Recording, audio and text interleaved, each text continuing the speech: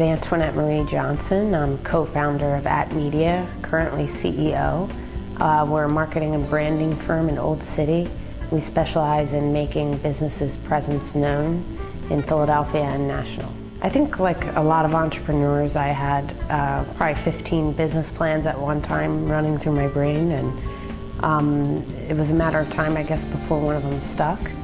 And it wasn't until I found my co-founder, Tyler Westnage, when our ideas really started to form. We met at Temple when I was a senior, and I had all of these business plans, and he seemed to gravitate to my kind of idea of how a business should work.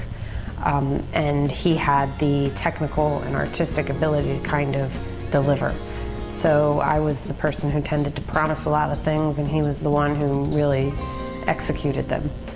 So the dynamic there just worked really well. And like I said, we ran through a couple business ideas, and this one was the one that really stuck. And it's really neat to see it evolve over time, that the business model we started with has stayed its course, but we're small enough to be flexible and adhere to what the current demands are.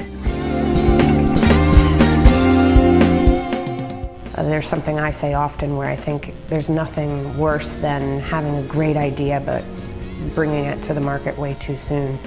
Nobody wants to be the guy who invented the touch screen 20 years before Steve Jobs marketed it to the world. So for many entrepreneurs, we have lots of business ideas running through our brains, and we just really want to get out there and be our own boss, but it's about the right one sticking.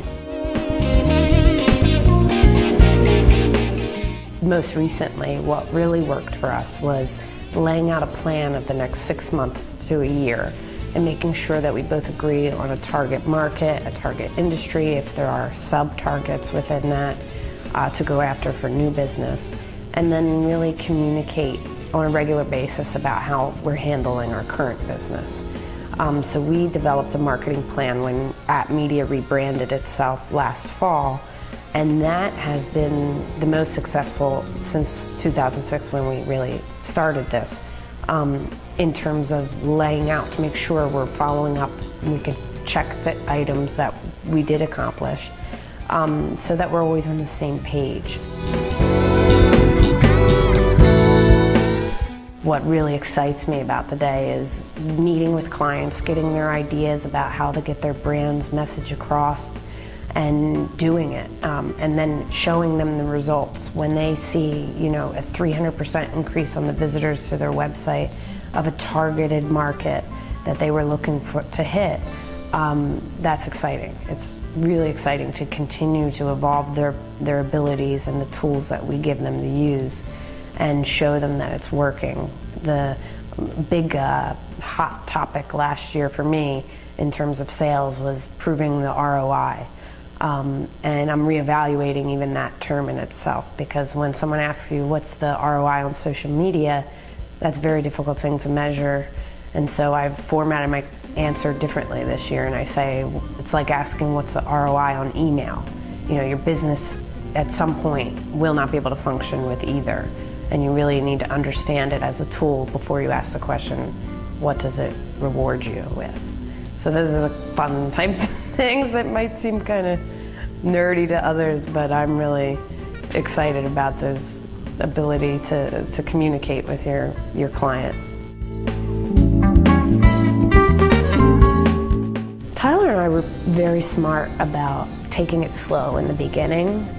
As soon as he was freelancing enough to quit his full-time job, we decided that that's how it should stay for a while, because I think one of the mistakes that a lot of startups make is they want to go for funding, or they go for a round of funding with friends and family, and they want to spend the money on a big staff and a fancy dig and all of this stuff, and they end up losing the long-term vision. So we went really slow between 2006 and 2009, and actually he was probably the sole employee besides a network of freelancers for 3 years. And I was working full-time and then basically part-time at home for @Media. So I was working 80 to 100-hour weeks, and it was hell. but we pushed through it. And I think that combined with the fact that we made our services priced at a competitive rate, because we identified that need in the industry in 2006 before even the big old crash, you would say. So the flexibility and really competitive rate stance combined with going a little slow in the beginning, I think was really what brought us to where we are today. I think one of the strongest aspects that kept us in Philadelphia, because everybody asks us, you're basically an advertising agency, why didn't you go to New York? One of the advantages for us that we actually didn't see until a couple years into it was the strength of our Temple network. It's something like 66% right now of our clients have been through Temple, whether it be undergraduate or graduate or law school. Tyler, my co-founder, and myself are both Temple grads. We have a lot of success employing Temple graduates. They seem to be really good, hardworking people that know the landscape of Philadelphia well. And when we participate in nonprofit and civic events, actually a strong number of those are Temple students or graduates. So I always try to maximize that potential by looking for leads with people who have been through Temple as well, or I just like to mention the fact, because I think a lot of people think Penn State when they think alumni network, and I've been shocked at the Temple graduate network here, and I'm really happy to say that.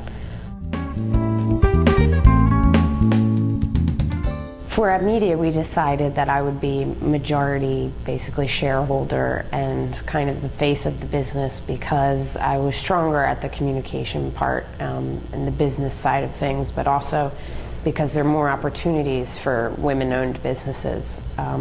The Women Entrepreneur and Leadership Network in Philadelphia is great, and you can get some pretty good contracts just based off of the fact that you're minority owned.